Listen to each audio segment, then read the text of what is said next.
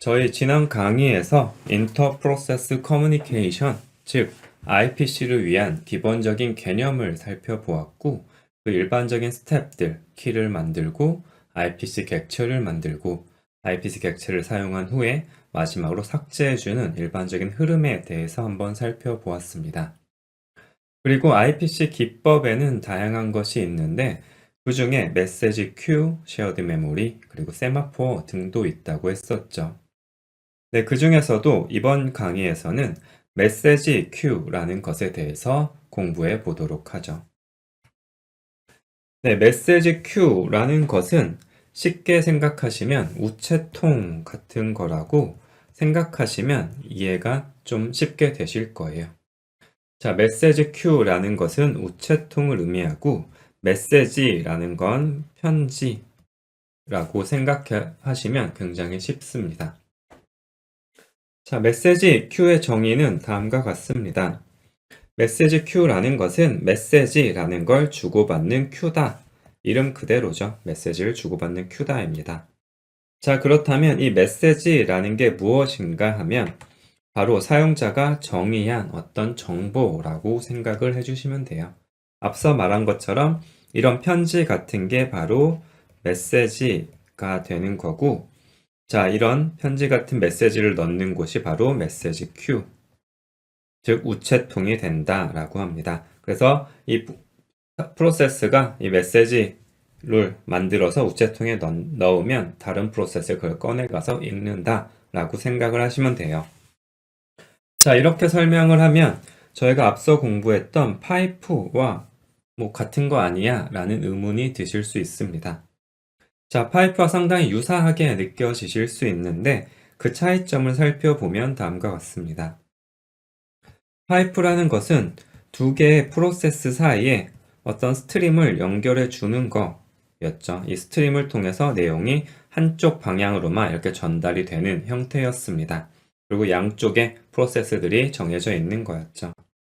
하지만 이 메시지 큐라는 것은 어떤 스트림을 연결해 놓은 형태가 아니라 이 메시지를 넣는 공간을 만들고 이 메시지에 이제 메시지를 집어넣거나 꺼내는 거는 이제 프로세스들이 권한이 있는 프로세스들이 개별적으로 수행을 하게 됩니다. 즉 메시지 큐는 메시지 단위로 동작을 하게 된다라는 특징을 가집니다. 그러니까 우리가 메시지 큐, 즉 우체통을 만들어 놓으면 뭐 한 명만 우체통에 편지를 넣을 수 있는 게 아니죠. 많은 사람들이 우체통에 편지를 넣을 수 있고 거기서 꺼내가는 것도 권한만 있다면, 즉 우리 가족은 가족 누구나 편지통에서 우체통에서 편지를 꺼낼 수 있잖아요. 자, 이렇게 누구나 꺼내갈 수 있다. 즉 메시지 큐는 스트림, 이 파일을 연결한 스트림인 파이프와 다르게 메시지 단위로 동작을 한다라는 게 가장 큰 파이프와 차이점이라고 이해를 하시면 됩니다. 네, 이렇게만 말하면 이제 직관적으로 좀 와닿진 않으실 텐데 저희가 뒤에서 퀵랩을 통해서 한번 같이 해보시면 아, 이런 의미구나 라는 게 좀 더 쉽게 와닿아질 것 같습니다. 네, 그러면 실제로 메시지 큐를 한번 만들어 보도록 하죠. 자, 우리가 IPC를 위한 일반적인 절차 첫 번째는 키를 만드는 거였고, 그 키를 만드는 F2K, file2key라는 함수는 배웠습니다. 자, 그렇다면 이 키를 이용해서 실제로 IPC 객체, 그 중에서도 지금 공부하고 있는 메시지 큐를 만들 수 있는 어떤 시스템 콜이나 함수가 있어야겠죠. 자, 그것이 바로 MSG get입니다. 자, 이 MSG는 당연히 메시지의 약자죠. 메시지의 약자입니다. 그래서 MSG get이라는 시스템 콜을 통해서 우리가 메시지 q IPC 객체를 만들 수 있다라고 이해하시면 돼요. 그래서 정리 다시 하면 메시지 queue의 객체를 생성하거나 연결할 때 사용하는 시스템 콜이다 입니다. 자, 그리고 인자는 두 개가 들어가네요. 자, 우리가 IPC 객체를 만들 때는 키라는 걸 사용한다고 했었죠. 그러니까 당연히 첫 번째 인자는 키가 들어가게 될 겁니다. 자, 그래서 우리가 키를 만들 수 있으니까 앞서 했던 것처럼 f2k라는 함수를 통해 어떤 파일을 키로 만들게 되면 거기서 나오는 키 정보를 여기다 전달해 주면 되는 거죠. 자, 그런데 이런 경우도 있어요. 우리 이 키를 이렇게 만들어 놓는 게 아니라, 미리 만들어 놓는 게 아니라, 부모 자식 사이에는 뭔가 미리 약속된 통로를 통해서 이 메시지를 주고받고 싶다라고 하는 생각을 할 수도 있죠. 네, 그럴 때 사용할 수 있는 게 IPC 언더바 프라이빗. 자, 프라이빗이죠. 프라이빗한 이 IPC를 만들기 위한 키가 미리 정의가 되어 있습니다. 자, 그래서 이 첫 번째 인자 여기다가 IPC 언더바 private이라는 미리 디파인된 이 키 정보를 전달하게 되면은 이 부모 자식 사이에, 부모 프로세스와 자식 프로세스 사이에 통신을 할 수 있는 private, 그러니까 비밀스러운 메시지 큐가 생성이 되게 됩니다. 그래서 여기는 우리가 FTK, file to key를 통해 만든 키를 넘겨주거나 또는 IPC 언더바 private을 통해서 부모 자식 간에 통신을 하게 하거나 이런 둘 중에 하나를 선택하시면 될 것 같습니다. 자, 두 번째 인자는 메시지하고 FLG. 자, 이거는 플래그의 약자겠죠. 그래서 메시지 플래그라는 것이 두 번째 인자로 들어가게 되는데, 자, 이 메시지 플래그가 무엇인가 하면 이 메시지 큐를 생성하는 방법과 접근 권한을 지정하는 녀석입니다. 또 생성하는 방법이 뭔가 보면은 이 RPC 객체, 즉 이 메시지 큐 객체가 이미 있을 수 있잖아요. 내가 원하는 키와 연결된 이 메시지 큐 객체가 있을 수 있는데, 그게 있을 때 만약에 있으면 쓰면 될 텐데, 만약에 없으면 어떻게 할 것인가? 있으면 어떻게 할 것인가라는 걸 정의할 수 있겠죠. 그래서 만약에 내가 이 메시지 큐를 처음 만드는 녀석이다 라고 했을 때, 그게 아무도 없다면 내가 만들겠다라고 선언을 하는 게 IPC 언더바 create 만드는 거죠. IPC 언더바 create를 넘겨주게 되면 키에 대한 메시지 큐가 없으면 생성하겠다입니다. 자, 그런데 이 메시지 큐가 이미 있으면은 어떻게 할 것인가 할 때, 자, 이 메시지 큐가 있으면은 내가 새로 만들어야 되는데 못 만들어, 에러를 발생할 거야 라고 하는 경우에는 IPC EXCL 언더바 EXC를 해주게 되면 해당 키에 대한 메시지 큐가 이미 있다면 에러를 발생시키는 녀석을 하기 위해서 이런 플래그를 사용할 수 있다라고 생각하시면 돼요. 자, 메시지 큐에 대한 플래그, 메시지 플래그에 대한 다양한 옵션들은 역시나 여러분들이 멤페이지를 통해 확인을 하시면 될 것 같습니다. 자, 그 다음에 이렇게 메시지 MSG get을 통해서 우리가 메시지 큐를 만들게 되면 그 반환값은 무엇인가? 보면 반환값은 당연히 생성된 메시지 큐에 대한 정보를 반환을 해야겠죠. 그래서 생성된 메시지 큐 객체의 아이덴티파이어를 반환을 해주고 그건 어떠한 숫자다라는 걸 이 시스템 콜 정의를 통해서 여러분들이 알 수 있습니다. 자, 그래서 메시지 큐를 만들기 위한 시스템 콜 MSG get에 대해서 한번 알아보았습니다. 네, 메시지 큐를 만들게 되면 시스템이 메시지 큐를 관리해야겠죠. 자, 그렇게 위해서 메시지 큐를 관리하기 위한 어떤 데이터 스트럭처가 있을 겁니다. 자, 그래서 그 스트럭처가 어떤 정보를 담고 있는지도 한번 살펴보도록 하죠. 자, 메시지 큐에 대한 정보를 담고 있는 구조체는 메시지 q uid 언더바 데이터 스트럭처겠죠. 이러한 메시지 q uid 언더바 ds라는 구조체가 메시지 큐에 대한 정보를 담고 있게 됩니다. 안에 무엇이 들어있나 보면 우리가 앞선 강의에 살펴봤던 IPC 언더바 PRM, IPC에 대한 퍼미션 정보를 담고 있는 녀석이 당연히 공통으로 들어가 있을 거고요. 그 다음에는 이러한 정보들이 들어가 있습니다. 하나씩 살펴보면 다음과 같아요. 첫 번째, 자, 일단 이 안에 있는 녀석들은 다 MSG 언더바로 시작을 하고요. 메시지 언더바겠죠? 그 다음에 S타임입니다. 이 S는 send의 의미가 되고요. 뒤에서 배울 MSG send라는 함수가 마지막으로 이 메시지 큐에 사용된 시간. 다른 말로 하면 메시지가 마지막으로 들어온 시간이 저장이 되는 거고요. 두 번째에 MSG 언더바 rtime은 이 r은 receive의 약자겠죠. 그래서 MSG receive라는 건 마찬가지로 뒤에서 배운 MSG를 꺼내기 위한 시스템 콜인데 이 녀석이 마지막으로 사용된 시간, 즉, 이 메시지 큐에서 다른 애가 메시지를 꺼내간 마지막 시간이 될 겁니다. 자, 이런 시간 정보를 가지고 있고, 또 통틀어서 이 C타임은 바로 change time이겠죠? 자, 이 메시지 큐에 어떠한 변화가 발생한 마지막 시간을 저장을 하고 있게 됩니다. 이러한 시간 정보들, 그러니까 메시지가 언제 들어왔고, 언제 나갔는지, 마지막에 언제 나갔는지 이런 정보를 담고 있는 어떤 정보를 담고 있는 공간이 필요할 거고요.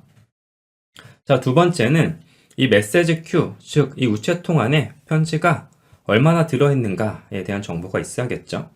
그래서 보면은 자, 언더바 메시지 언더바 C 바이트 하면 자, 현재 이 메시지 큐 안에 몇 바이트나 정보가 들어있느냐입니다.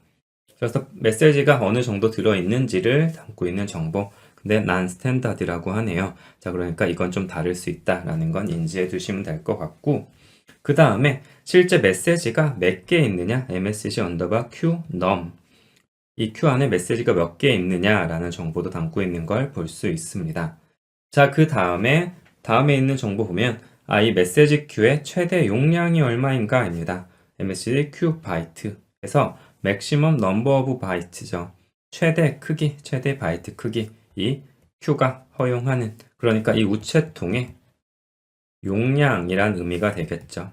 자, 용량 정보도 있어야 우리가 메시지를 안정적으로 넣거나 빼올 수 있을 것 같습니다. 자, 마지막으로는 메시지 큐를 사용한 녀석에 대한 정보도 있어야겠죠. 그래서 msg 언더바 lspid, 그러니까 마지막으로 메시지를 보낸 프로세스의 ID 정보도 갖고 있고, 그 다음에 r이니까 receive겠죠. 메시지를 마지막으로 receive한 프로세스의 ID도 담고 있다라는 걸 알 수 있습니다.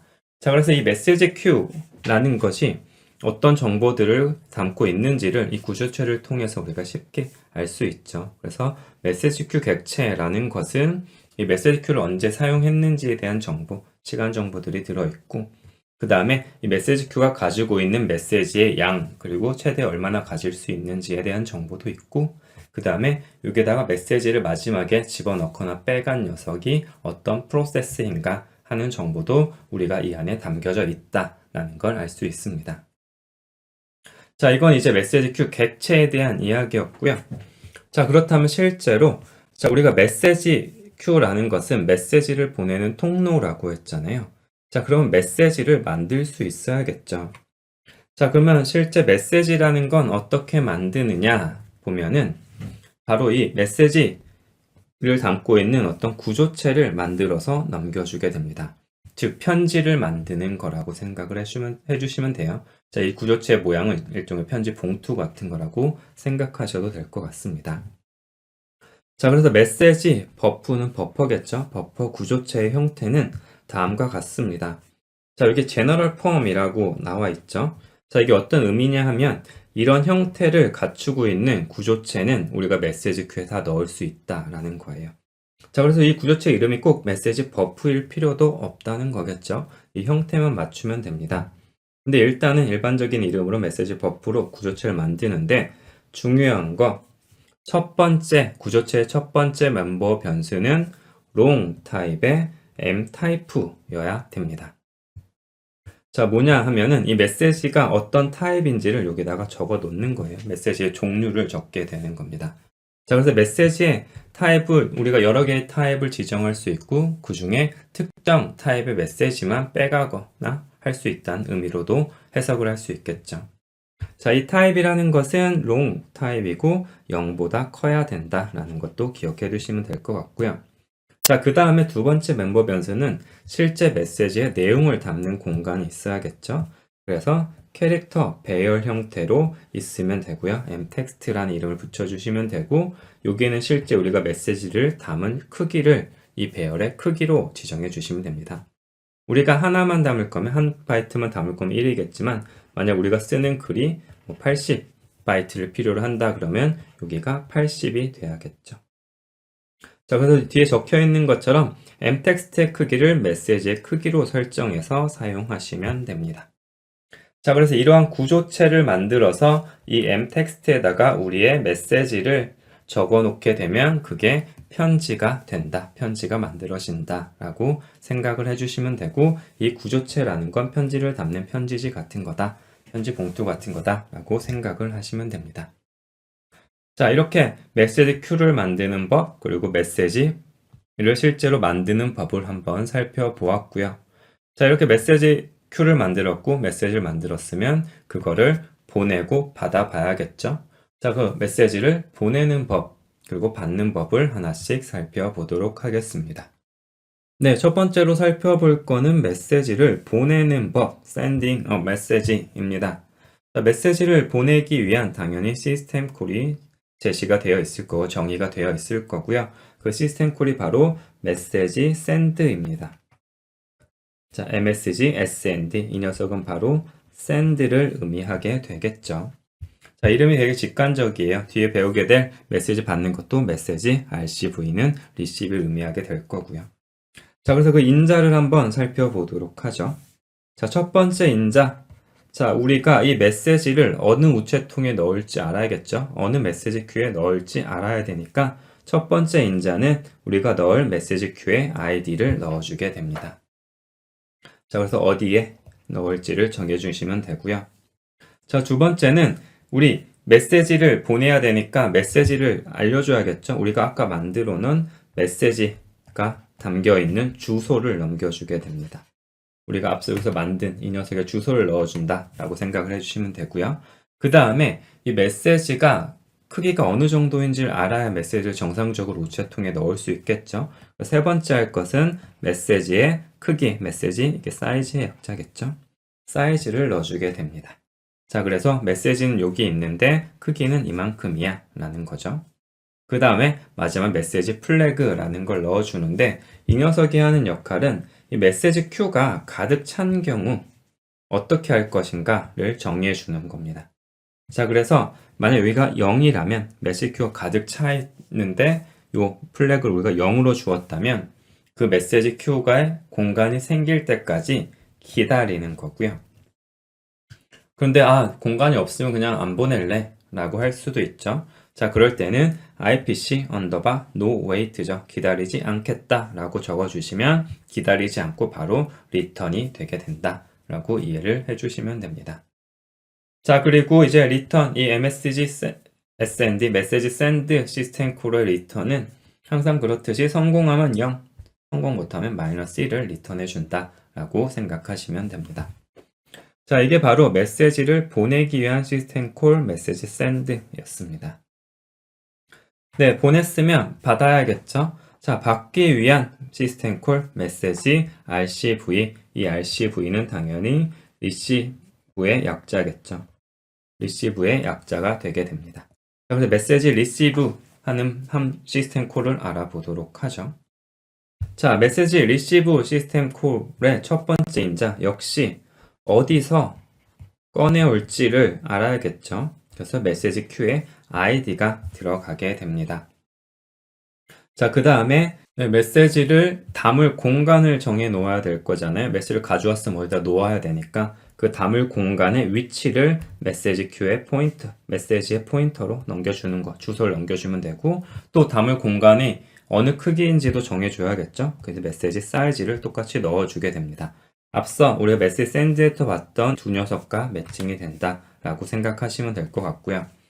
자, 세 번째로 있는 게 메시지 타입이 있습니다. MSG 타입, 롱 타입. 우리가 메시지 만들 때 여기다 타입을 적었잖아요. 이 타입을 우리가 메시지 샌드 할 때 여기서 지정을 해줄 수 있다라는 걸 볼 수 있습니다.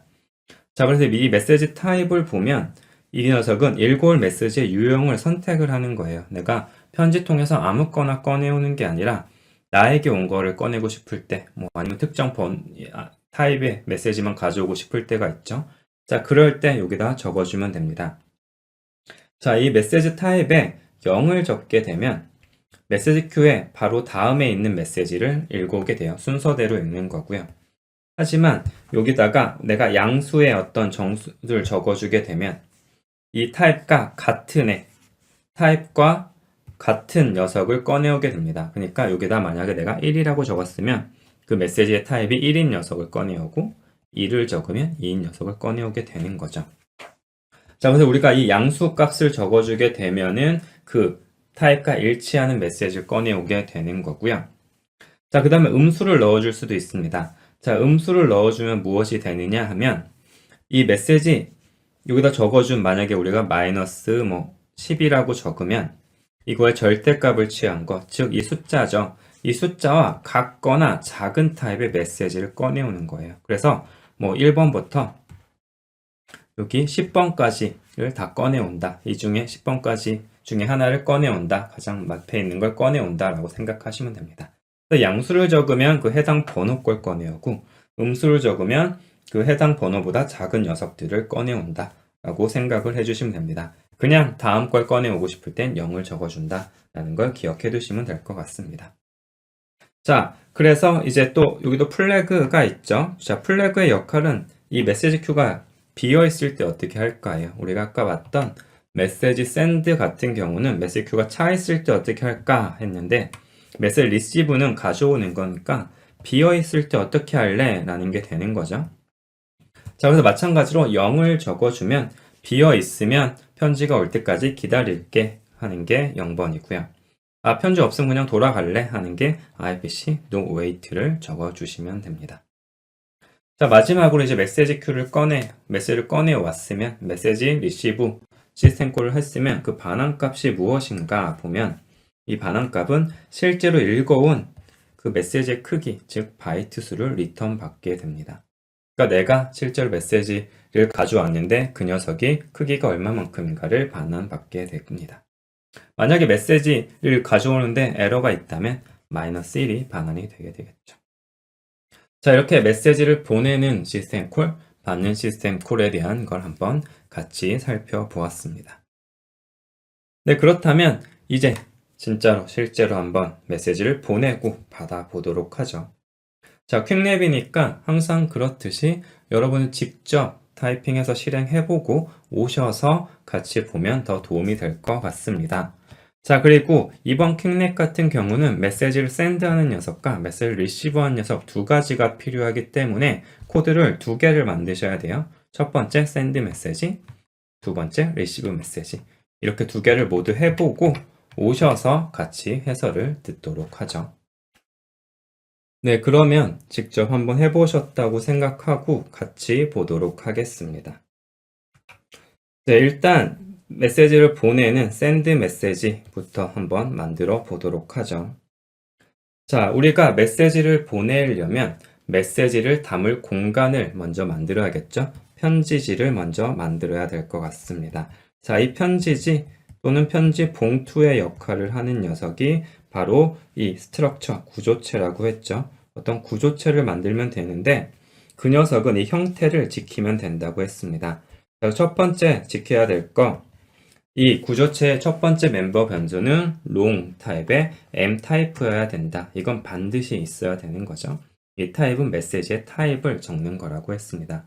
자, 그 다음에 두 번째는 실제로 메시지가 담길 공간, 캐릭터의 배열로 만들어주면 되는데 여기는 내 메시지의 크기를 정해 놓으면 된다고 했죠. 이 정도 크기로 보낼 거니까. 자, 그래서 이번 예제 같은 경우는 메시지의 크기가 80인 예제, 최대 80인 예제라고 생각을 해주시면 될 것 같아요. 자, 이렇게 편지지를 만들었습니다. 편지지와 편지 봉투는 만들었고, 자, 이 m텍스트가 편지지 같은 역할을 하는 거고요. 이거를 감싸는 녀석이 이 my message 버프라는 구조체다라고 이해를 해주시면 될 것 같아요. 자, 일단 우리 편지지와 편지 봉투는 만들었으니까 이제 편지를 써서 한번 넣어 보도록 하죠. 자, 우리가 이것도 인터프로세스 커뮤니케이션 과정이기 때문에 가장 먼저 해야 되는 건 뭐다? 네, 바로 키를 만드는 거다라고 했습니다. 자, 그러니까 이 키를 담기 위한 공간이 당연히 필요하겠죠. 그래서 그 공간을 우리가 만들어야 되고 그 공간의 타입은 키 언더바 t라는 것도 이야기했었습니다. 자, 그래서 이 키를 담을 공간은 만들었고, 자, 다음으로 이제 이 메시지 큐를 만들면 메시지 큐에 아이디가 필요하니까 그걸 담을 공간을 만들었고, 자, 우리가 아까 편지 봉투와 편지지의 형태는 만들었으니까 실제로 그거를 편지를 만들어야겠죠? 그래서 이 메시지, 마이 메시지 버프라는 구조체에 이 변수를 하나 만들었습니다. 여기다가 이제 편지를 쓰게 되겠죠. 자, 그래서 일단 가장 먼저 키를 만들어서 메시지 큐를 만들어야겠죠. 네, 키를 만들 때 사용하는 함수 file to key 함수 기억나시죠? 그래서 f2k 함수를 이용해서 우리 메시지 큐를 만들기 위한 키를 만들어 보겠습니다. 그래서 파일 패스는 키 파일이라고 주었고요. 그 다음에 user defined id는 1로 설정을 해 보았습니다. 자, 이렇게 하게 되면은 이 f2k를 통해서 키가 생성이 됐죠. 네, 키를 만들었으면 두 번째 할 일은 IPC 객체를 이제 실제로 만드는 거였습니다. 자, 우리가 IPC 객체를 만드는데 지금 사용할 거는 메시지 큐였고요. 메시지 큐 객체를 만드는 건 메시지 get 이시하는 시스템 콜이었죠. 그래서 당연히 키를 넘겨주셔야 되고 그 다음에 얘가 없으면 만들어라 IPC 언더바 create를 해주고 마찬가지로 5어로 이제 우리가 플래그를 추가 설정해 주는데 이 IPC 객체에 대한 권한이 644입니다. 즉 이 프로세스를 실행한 유저는 리드 라이트를 다 할 수 있고 나머지는 리드만 할 수 있는 형태로 설정을 해 두었습니다. 자, 그래서 이제 얘가 잘 설정을 하면은 어떤 정수값이 반환이 될 텐데 만약에 생성에 실패한다면 -1이 반환되니까 에러 메시지를 출력하도록 만들었습니다. 자, 이제 우리가 우체통은 만들었고요. 우체통은 만들었고 이제 편지를 써보도록 하죠. 네, 편지를 쓰기 위해서 우리가 이 메시지, 마이 메시지 버프라는 형태로 편지지를 만들었고 거기다가 이제 타입은 1로 지정을 했습니다. 이 메시지의 타입은 1번이다라고 지정을 해 준 거고요. 그 다음에 이제 여기다 메시지, 편지지에다가 메시지를 쓰면 되겠죠. 메시지 텍스트라는 캐릭터 배열에다가 우리가 메시지 q 테스트라는 메시지를 썼습니다. 자, 이거는 이제 스트링 카피를 통해서 써도 됐고 여러분이 다른 형태로 메시지를 써도 됩니다. 자, 메시지를 썼으니까 지금 만든 거는 메시지를 샌드하고 있는 프로그램이니까 샌드를 해보도록 하죠. 메시지를 보낼 때 사용하는 시스템 콜 메시지 샌드 msg send가 됐고요. 자, 첫 번째 인자는 어디다가 어느 편지 봉투에다 넣을 것인가. 자, 이 녀석을 가리키고 있는 게 바로 메시지 ID, 메시지 큐의 ID가 되죠. 어디다가 보낼지 했고 어떤 메시지, 우리가 만든 이 메시지를 보낼 거니까 그 녀석의 주소. 메모리상에서 보면은 메시지가 써 있는 이 주소를 넘겨주는 거고 그로부터 크기가 얼마만큼인지, 메시지 크기가 얼마만큼인지를 적어준 거고요. 마지막에 플래그러는 자, 이 메시지 큐가 다 차 있으면 어떻게 할 것인가? 여기다 만약 0을 주었으면 기다릴 텐데 no wait를 줬으니까 그냥 안 기다리고 멈추겠다. 그렇고 만약에 실패한 거니까 실패라고 출력을 해주겠다라는 프로그램입니다.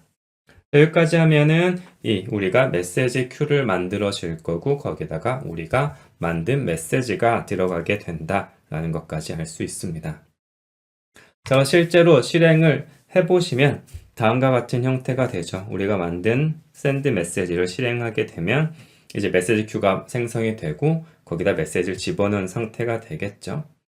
그리고 우리가 앞선 앞선 강의에서 배웠던 쉘 커맨드, 이 IPC 객체를 검색하는 쉘 커맨드 IPCS를 실행해 보면 여기 메시지 큐 부분에 키, 이런 키를 가진 메시지 큐 아이디는 1인 녀석이 생성됐다라는 걸 볼 수 있고요. 이 메시지 큐는 누가 만들었느냐라는 걸 볼 수 있고요. 그 다음에 퍼미션도 볼 수 있고 안에 편지가 몇 개 있나, 메시지가 몇 개 있는지 적혀 있고 그리고 전체 바이트 수가 얼마인지도 적혀 있는 모습을 보실 수 있습니다. 실제로 이걸 여러 번 실행하시면 여기가 늘어나는 모습도 확인하실 수 있을 거예요. 실제 실행되는 모습은 조금 이따 같이 한번 보도록 하죠. 자, 메시지를 보냈으니까 이번엔 받아보도록 하죠. 자, 메시지를 받는 프로그램, 메시지 리시브 프로그램을 만들어 보도록 할게요. 자, 마찬가지로 이 편지통에서 편지를 꺼내 오면 얘를 담아놓을 공간이 필요하겠죠? 자, 그 공간이 필요하니까 똑같은 스트럭처, 이 편지지와 똑같은 스트럭처를 만들었습니다. 만들어 놓았고, 마찬가지로 메시지 큐를 써야 되니까 키가 있어야 될 거고, 얘가 담길 공간도 있어야 될 거고, 메시지 어디서 얻어올지 메시지 큐 아이디 있어야 되고, 그 다음에 랭스 길이도 얻기 위해서 이런 변수들을 선언을 했습니다. 자, 그리고 이제 메시지 읽어오는 것 자체는 굉장히 간단하죠. 자, 일단 우리가 어디서 읽어올지 그 메시지 큐를 만들고 있으면 거기를 사용해야 되니까 키를 먼저 만들어야 되는데, 앞서 샌더가 사용한 키와 똑같은 키를 사용해야 되니까 똑같이 키 파일을 첫 번째 인자로 준 거고, 그 유저 디파인드 아이디도 1로 한 거죠. 자, 이걸 우리가 약속했기 때문에 서로 적절한 메시지를 주고받을 수 있는, 내가 보낸 메시지를 받는 애가 받을 수 있게 해주는 게 완성이 되는 거죠. 네, 서로 약속한 키를 만들었으니까 그 이제 메시지가 들어있는 메시지 큐에 접근을 해야겠죠. 그래서 똑같이 msg get을 통해서 그 메시지 큐에 접근을 하기 위해서 메시지 큐의 아이디를 얻어왔습니다. 여기 키를 넘겨줌으로써 우리의 약속 장소를 알 수 있는 거죠. 자, 만약에 메시지 큐가 없거나 문제가 있으면 -1이 반환될 테니까 에러 메시지를 출력을 해준 거고요. 자, 그렇게 우리 편지통, 내가 찾는 편지통을 정확히 아이디를 얻어왔으면 이제 편지를 꺼내 오면 되겠네요. 자, 메시지 큐에서 메시지를 꺼내는 시스템 콜 메시지 리시브 msg rcv 시스템 콜을 사용하면 되고, 첫 번째 이제 어디서 꺼낼지 편지통을 찾으면 되고, 꺼내온 메시지를 어디다 집어넣을지 우리 아까 만들어 온 이 변수에, 우리 구조체 변수에 넣으면 되고요. 그리고 이게 크기가 얼마만큼인지 그 크기를 적어 주었습니다. 자, 그 다음에는 이 우리가 어떤 편지를 꺼내올지 그 타입을 지정해 줘야 된다 그랬죠. 타입이 들어가는데 0번이면 이제 편지통에 있는 다음 걸 그냥 꺼내오는 거였고요. 그래서 지금 같은 경우 그냥 0으로 지정을 해줬어요. 이게 만약 양수라면 이 양수가 지정한 편지를 꺼내오는 거죠. 그래서 우리가 앞서 샌드할 때 1번 타입으로 만들었으니까 1을 써주었어도 정상적으로 꺼내올 수 있지만 그냥 지금 간단하게 0으로 해서 다음 걸 그냥 꺼내오도록 만들었습니다. 자, 그 다음에 여기 편지가 없으면 어떻게 할 것인가 라는 거죠. 자, 0이면 어떻게 한다? 기다린다. 기다린다 라고 했고요. 만약 기다리기 쉽지 않으면 여기다가 IPC no wait를 적어주면 된다고 했었죠. 근데 지금은 그냥 기다리겠다 입니다. 0을 넘겨주었어요. 자, 기다리고 있다가 편지가 없다면 기다리고 있다가, 또는 편지가 들어있다면 바로 꺼내와서 그 메시지를 출력하도록 만들었습니다. 자, 이렇게 우리가 시스템 콜과 이 메시지 큐의 동작 원리를 정확히 알고 있으면 메시지를 보내고 받는 게 간단합니다. 자, 그래서 실제로 실행을 한번 해보면 아까 들어있던 메시지가 나와서 거기 있는 우리가 아까 넣었던 메시지죠. 샌더가 넣었던 메시지 큐 테스트라는 메시지를 정상적으로 꺼내와서 실행이 된다는 것을 확인을 할 수 있습니다. 네, 이렇게 우리가 메시지를 큐를 만들고 메시지를 보내고 받는 것까지 해봤는데, 자, 하고 나면은 마지막으로 해야 되는 게 뭐라고 했었죠? 네, IPC 객체를 다 사용한 후에는 반드시 지워주어야 한다라고 했습니다. 지우지 않으면 시스템이 계속 쌓여가기 때문에 이게 시스템 입장에서 오버헤드가 되겠죠. 즉, 시스템 허용하는 개수의 제한이 있기 때문에 이 제한을 넘지 않게 우리가 다 썼으면 반드시 지워줘야 된다라고 했고요. 우리가 아까 만들었던 이제 메시지를, 그 메시지 큐를 확인해 보고 싶으면, 즉 IPC 객체를 검색하는 IPCS를 통해서 지금은 메시지 큐니까 -q 옵션을 주면 우리가 만들었던 녀석들을 볼 수 있고, 근데 얘를 이제 다 썼으니까 지우고 싶은 거죠. 자, 메시지 q 뿐만 아니라 IPC 객체를 지울 때 사용하는 쉘 커맨드 IPC rm remove, IPC remove 쉘 커맨드를 주고, 우리가 옵션을 Q니까 Q라고 주고 Q 중에 이 아이디 1번을 줌으로써 이 녀석이 정상적으로 삭제되는 모습을 확인할 수 있습니다. 네, 그렇다면 우리가 만들었던 실제 이 샌더와 리시버를 가지고 한번 실습을 해보도록 하죠. 네, 우리가 짰던 거 같이 한번 해보도록 하죠. 보시면 이미 프로그램 저는 짜서 컴파일까지 해두었고요. 자, 이 상태에서 실행 전에 이제 IPC 객체가 있는지 한번 체크를 해보면 이렇게 객체가 없다는 것을 확인할 수 있습니다. 자, 여러 개 보소 헷갈리시면 이제 Q만 보는 옵션을 주시면 되겠죠. 자, 이 상태에서 일단 우리 메시지를 보내보도록 하죠. receive, send, send 메시지를 한번 보내보도록 하면 실행이 됐고요. 이 상태에서 메시지 큐를 확인해 보시면 생성이 되었고 이 메시지 큐의 아이디를 확인하실 수 있고 누가 만들었는지, 퍼미션, 그리고 이 메시지가 몇 개 있는지, 바이트가 얼마인지도 알 수 있습니다. 자, 보시는 것처럼 우리가 만들었던 80바이트 그대로 들어가 있는 거 볼 수 있고요. 한 번 더 실행을 해보시면 자, 메시지가 2개로 늘었고 전체 바이트는 160이라는 것도 확인할 수 있습니다. 자, 이렇게 메시지가 들어가 있는 걸 확인을 했으니까 이제 메시지를 받아보도록 할게요. 자, 이번엔 receive message 하는 우리 프로그램을 실행을 해보도록 하죠.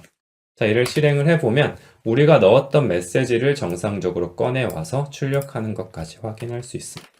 자, 여기서 다시 메시지 큐를 한번 확인을 해보죠.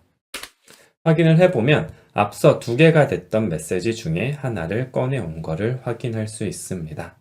자, 마저 꺼내어 보면 잘 꺼내진 걸 확인할 수 있고 다시 확인을 해보면 메시지가 다 꺼내져 있다라는 걸 볼 수 있죠. 자, 이 상태에서 우리가 다시 한번 메시지를 꺼내오려고 시도를 해보면 어떻게 될까요?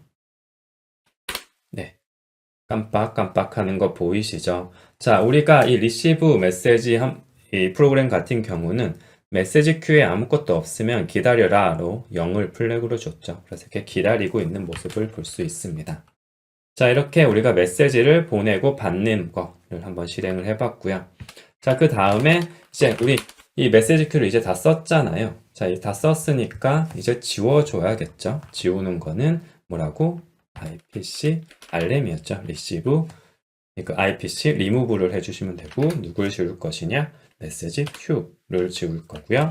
그 중에 누구? 메시지 Q의 아이디가 0번인 애를 지우자 라고 해서 여기다가 0을 적어주게 되면 지워진 모습을 확인할 수 있습니다. 자, 이렇게 우리가 메시지 큐 객체가 생성된 것도 볼 수 있고 메시지가 들어간 것도 볼 수 있고 빼와서 출력이 잘 되는 것도 볼 수 있었고요. 실제 메시지 큐가 생성이 됐고 그게 사라지지 않고 있는 것도 확인할 수 있었고 거기서 지우는 것까지 같이 한번 해보았습니다. 자, 안 보신 분들은 반드시 직접 꼭 해보시기를 바랍니다. 네, 그러면 다시 슬라이드로 돌아가 보도록 하죠.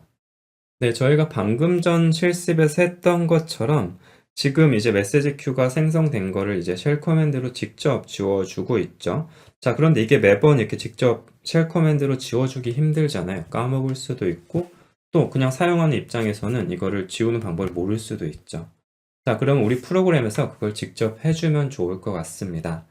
자, 그럴 때 사용할 수 있는 시스템 콜 컨트롤링 어 메시지 큐라는 메시지 큐를 컨트롤하기 위한 시스템 콜 메시지 CTR이란 시스템 콜을 배워보도록 하죠. 이 CTR이 바로 컨트롤의 역자겠죠. 메시지 큐를 컨트롤하는 시스템 콜 뭐 하는지 한번 보도록 할게요. 자, 일단 당연히 첫 번째 인자는 뭐가 들어가야 되죠? 네, 어떤 메시지 큐를 컨트롤할지 넘겨줘야겠죠. 메시지 큐에 아이디가 들어갈 거고요.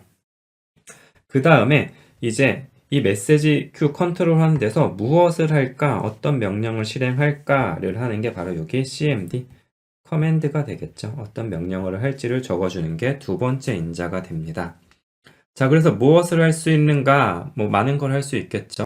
자, 무엇을 할 수 있는지 자세한 건 여러분 맨 페이지를 통해 확인해 보시길 바라고요. 저희는 대표적인 것 2가지만 한번 살펴볼게요. 자, 첫 번째 IPC underbar stat. 이 스탯이라는 것은 우리가 앞서 살펴봤던 메시지 큐에 대한 데이터 스트럭처가 있었죠. 메시지 큐를 관리하기 위한 구조체가 있었는데 그 녀석을 읽어오겠다라는 겁니다. 그러니까 정보를 좀 보고 싶다 할 때 쓰면 될 거고, 두 번째는 IPC RMID라는 게 있습니다. 이 RM이라는 게 자체가 remove를 의미하겠죠. 즉, 우리가 앞서 얘기했던 것처럼 우리가 프로그램에서 다 썼으면 그걸 지워주면 좋잖아요. 그걸 직접 지워줄 수도 있고 그때 사용하는 커맨드가 IPC underbar RMID라는 겁니다. 해당 이 메시지 큐 아이디를 가진 메시지 큐를 지우겠다라는 의미예요.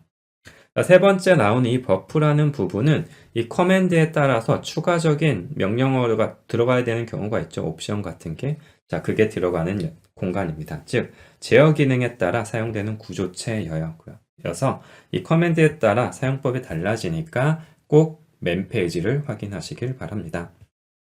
자, 예를 들어서 우리가 IPC 언더바 스탯을 통해서 메시지 큐 아이디의 구조체를 얻어오는 경우에 얘가 어디 담길지를 알아야겠죠. 그래서 이 담길 공간을 이렇게 지정을 해주는 거죠. 근데 이건 이제 커맨드에 따라서 달라질 수 있다라는 건 꼭 기억해 주시길 바랍니다. 그 내용은 맨 페이지를 통해서 확인하시고요. 자, 마지막으로 리턴 타입 항상 그렇듯이 성공하면 0, 실패하면 -1이 됩니다. 자, 그러면 이것도 한번 사용해 보죠. 자, 이 메시지 큐를 지우는 걸 한번 해보도록 하죠. 메시지 큐 객체를. 자, 마찬가지로 킹랩이니까 잠깐 영상 멈추고 한번 해보고 오셔서 같이 보도록 하겠습니다. 네, 그럼 한 번씩 해보셨다고 생각하고 보도록 할게요. 자, 보면은 지금 메시지 큐를 만드는 거죠. 여기까지는 만드는 거예요. 우리 키 만들어서 메시지 큐 만들었습니다. 자, 그 다음에 일단 우리가 이 IPC RM을 통해 메시지 큐를 지우기 전에 잘 만들어졌는지 한번 출력을 해보는 거고요. 자, 그 다음에 우리가 메시지 큐 컨트롤 시스템 콜을 통해서 우리가 만든 이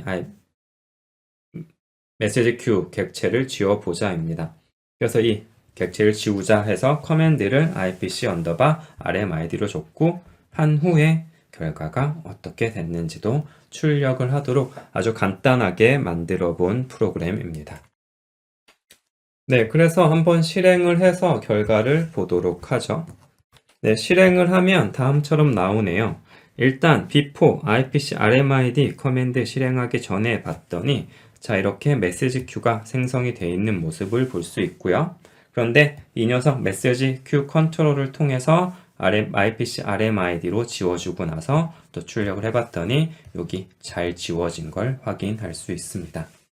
자, 이렇게 우리가 프로그램 내에서 메시지 큐 객체를 직접 제어하거나 그 정보를 좀 보고 싶을 때 사용할 수 있는 게 메시지 큐 컨트롤 MSG CTR이란 시스템 콜이었다. 이걸 통해서 우리가 더 많은 걸 할 수 있겠다라는 걸 좀 인지하실 수 있을 것 같고요. 자, 그렇기 때문에 꼭 맨 페이지를 이건 한번 읽어보세요. 여러분들 다 외우실 필요는 없지만 얘가 할 수 있는 게 뭐가 있구나 정도 한번 쑥 훑어봐 놓으시면 여러분들 정말 필요한 기능이 있을 때 좀 더 쉽게 찾아서 사용하실 수 있을 것 같습니다.